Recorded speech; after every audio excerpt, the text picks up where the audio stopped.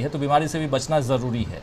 खैर, आना चाहता हूं प्रमोद अग्रवाल जी आपके पास और आपसे समझना चाहता हूं कि किस रूप में देखा जाए कर्नाटक का जिक्र। हालांकि हम लोग पिछले 2 दिनों से नहीं कर रहे थे, लेकिन आज करना यहाँ लाजमी इसलिए समझ रहे हैं क्योंकि लगातार पिछले 4 दिनों से यही चल रहा है। हमारे तमाम दर्शक भी सोच रहे होंगे कि क्या कारण है कि हम लोग इस बात को छू नहीं रहे हैं, इसकी चर्चा नहीं कर रहे हैं। जहाँ तक हमारी टीम हम लोग थे कर्नाटक चुनाव में ग्राउंड ज़ीरो पे, तो वहाँ कोई इसमें मतभेद ही नहीं था। सबका कहना था कि सिद्धारमैया जो हैं वो बन रहे हैं और अभी तक 99.9% अगर माना जाए तो वही बन रहे हैं मुख्यमंत्री।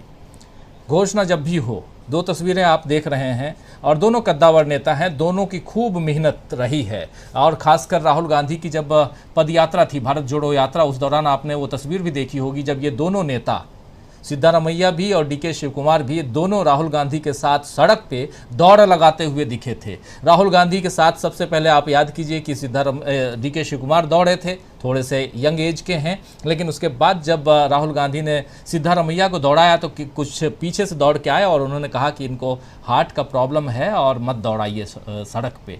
ये तस्वीर भी सामने आई थी। तो यानी कि दोनों के बीच अगर कोई मतभेद या गलतफहमी है तो उसको दूर उसी दौरान राहुल गांधी ने कर लिया होगा और उसका नतीजा है कि आज 135 सीटें लेकर के कांग्रेस आई है। अब मतभेद यहाँ जो बताया जा रहा है वो आपसे समझना चाहता हूँ कि क्या सचमुच ऐसा मतभेद दिखाई देता है? एक पॉलिटिकल एनालिस्ट होने के नाते आपसे ये समझना। दूसरा, बार बार ये भी बताया जाता है कि कांग्रेस आला कमान, जो भी आला कमान हो, वो निर्णय लेने में देरी के कारण हर राज्य में अपने लोगों को और खासकर जो शीर्ष पर बैठे हुए जो उनके कद्दावर नेता जो हैं उनको फंसा करके कांग्रेस के आला कमान रख देते हैं। और उसका उदाहरण छत्तीसगढ़ का दिया जा रहा है, उसका उदाहरण राजस्थान का दिया जा रहा है, उसका उदाहरण मध्य प्रदेश का देकर के ये बताया जा रहा है कि वहाँ की सरकार जो है ज्योतिरादित्य सिंधिया और कमलनाथ की लड़ाई में चली गई। किस रूप में आप इसकी व्याख्या करेंगे? किस रूप में आप देखते हैं कर्नाटक में जो कुछ चल रहा है? क्या ये कोई सबक है या एक नॉर्मल प्रक्रिया है सरकार और उसमें भी मुख्यमंत्री चुनने की? मैं सभी को नमस्कार करता हूं। पहली बार आपके साथ हूं, आपका बहुत धन्यवाद करता हूं। जहां तक मैं समझता हूं, कर्नाटक में जो दिखाया जा रहा है तो लोकतंत्र तो नहीं दिखाया जा रहा है। लोकतंत्र का मतलब ही यही, लोग हमारे पास हैं, जितने कद्दावर लोग हैं हमारे पास हैं, हम उनसे आपस में चर्चा करें और उस चर्चा का निष्कर्ष निकाल करके एक जनता के सामने एक ऐसी तस्वीर पेश करें जिसे वो चाहती है, जिसके लिए उस वोट। लेकिन चूंकि नोएडा मीडिया का एक ही कार्यक्रम है कि उसे भारतीय जनता पार्टी से सपोर्ट में ही जो कुछ दिखाना है वो दिखा रहे हैं। सबसे बड़ी बात जो आज दिखाई जानी चाहिए थी वो यह थी कि देश की सबसे बड़ी पार्टी जो अपने आप को विश्व की सबसे बड़ी पार्टी है, वह एक बहुत बड़ा चुनाव हार गई है। उनका अध्यक्ष आज बंबई में मेयर चुनाव जिताने के लिए गया हुआ है। उस मेयर चुनाव जिताने जाने वाले पार्टी अध्यक्ष से मीडिया ये नहीं पूछ रहा है कि कर्नाटका में आप इतनी बुरी तरह हार कैसे गए, क्या कारण था? क्या 40% कमीशन वाली सरकार हार गई? क्या मोदी का सुशासन हार गया? क्या अमित शाह की रणनीति हार गई? हारने वाला अगर कांग्रेस होती तो सारा मीडिया राहुल गांधी, सोनिया गांधी या खड़गे जी के आवाज पर कैमरा लगाए खड़ा होता। आप बोलिए क्यों हार गए? क्या कांग्रेस भारत? तो यह सवाल अब क्या बीजेपी से नहीं पूछा जाना चाहिए कि क्या बीजेपी मुक्त हो रहा है भारत? लगातार तीसरा चुनाव हारे हैं आप। दिल्ली का नगर निगम में गृह मंत्री पर्चे बांटते बांटते घूमते रहे, नगर निगम हार गए। हिमाचल प्रदेश में आप पार्टी का अध्यक्ष रहने के बावजूद, अनुराग ठाकुर रहने के बावजूद, और मोदी जी और शाह जी तो जाते ही हैं हर चुनाव में, वो चुनाव हार गए और लगातार तीसरा चुनाव हार रहे हैं। किसी भी राज्य के चुनाव के हारने से 2 शक्तियां कम होती हैं। पहली, आप वो राज्य खोते हैं और राज्य के साथ साथ राज्यसभा की सीटें भी कम होती हैं आपकी।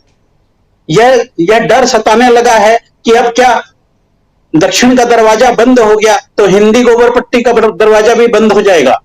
सिर्फ एक उत्तर प्रदेश के दम पर आप पूरे देश पे राज करने की नीति कब तक चलाते रहेंगे? आपका सुशासन बहुत बुरी तरह पराजित हुआ है। रही बात सिद्धारमैया या शिव कुमार के चुनाव चुनने की, तो सबसे बड़ी बात यह है कि कांग्रेस को यह भी ध्यान देना है कि जो केंद्र की सत्ता है वो संविधान का किस तरह से दुरुपयोग कर रही है। जिस दिन चुनाव हारती है उसी दिन वहां के डीजीपी को सीबीआई का चीफ नियुक्त कर दिया जाता है, जिसको शिव कुमार नालायक कहते हैं।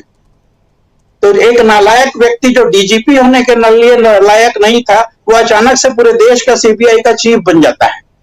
इसका कारण क्या हो सकता है? बहुत सामान्य सा ज्ञान रखने वाला भी व्यक्ति बता सकता है कि डीके शिव कुमार के ऊपर पहले से केस दर्ज है, सीबीआई की चार्जशीट तैयार पड़ी हुई है, उसको सुप्रीम कोर्ट ने जून में बहस करने के लिए मान्य भी कर लिया है।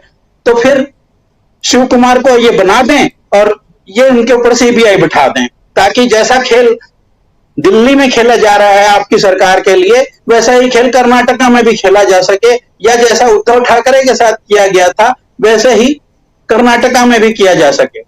और अगर पार्टी मंथन कर रही है कि अपने नेता प्रतिपक्ष को, जो पहले मुख्यमंत्री रह चुका है, उसको मुख्यमंत्री बनाया जाए या कांग्रेस के एक मेहनत कश अध्यक्ष को मुख्यमंत्री बनाया जाए, तो उसमें गलत क्या है? गलत तो कुछ भी नहीं है। लोकतांत्रिक तरीके से सारे विधायकों से पूछा जा रहा है, जिसका मत प्रतिशत ज्यादा आएगा वो मुख्यमंत्री बन जाएगा। पता नहीं राहुल गांधी और डीके शिव कुमार के 10 जनपद में एक कमरे में हुई बात मीडिया को कैसे जाती है कि डीके शिव कुमार इनकार कर दिए हैं कि मुझे मुख्यमंत्री नहीं बनना है।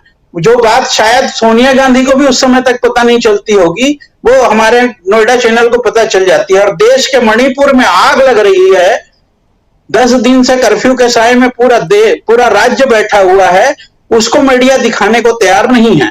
सबसे बड़ा दिक्कत यही है कि हमारे देश को वो दिखाना चाहता है जो वो देखना चाहते हैं। देश देखना क्या चाहता है, इसको दिखाना कोई नहीं चाहता। छत्तीसगढ़, मध्य प्रदेश या राजस्थान का जो भी उदाहरण दिया गया है, तो पहले इस मीडिया को यह भी देखना चाहिए कि कौन सा ऐसा राज्य है बीजेपी शासित, उन्होंने मुख्यमंत्री नहीं बदला है, जबकि डबल इंजन की सरकार थी। उत्तराखंड में 3 मुख्यमंत्री 2-2, 3-3 महीने के कार्य में बदल दिए थे, तो क्या वो नकारा थे? एक मुख्यमंत्री को महाराष्ट्र का राज्य बना भेजा, उसके ऊपर सुप्रीम कोर्ट ने टिप्पणी की, पूरा देश देख रहा है। कितना असंवैधानिक व्यक्ति वहां पर मुख्यमंत्री भी रहा है। तो इस बात को मीडिया दिखाने को तैयार नहीं है। मुझे नहीं लगता कि कर्नाटका में कोई भी पेंच फंसा हुआ है। कर्नाटका बहुत सुलझा हुआ राज्य है। कर्नाटका से जितने भी पॉलिटिशियन राष्ट्रीय राजनीति में आए हैं आज तक, उनमें से किसी पर भी कोई दाग नहीं है।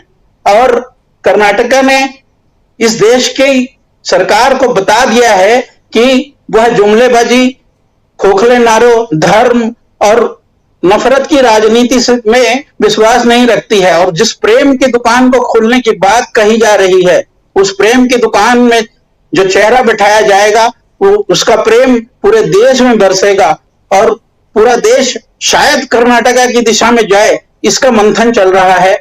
और मेरा मानना यह है कि यह मंथन चलना चाहिए, और जितना मंथन होगा उतना मक्खन निकलेगा, उतना घी निकलेगा, और उस घी की फिसलन में कौन कौन फिसल रहा है ये पूरा देश देख रहा है। जी बिल्कुल, कौन कौन फिसलेगा और कौन कौन फिसल रहा। बिछ गई सियासी विसार, खेला जा रहा है सियासी खेल, जारी है वार पलटवार। शह और मात के खेल में बनाई जा रही है रणनीति, कौन पड़ेगा किस पर भारी, ये कभी भी सिर्फ हस्तक्षेप.com पर अमलेंदु उपाध्याय के साथ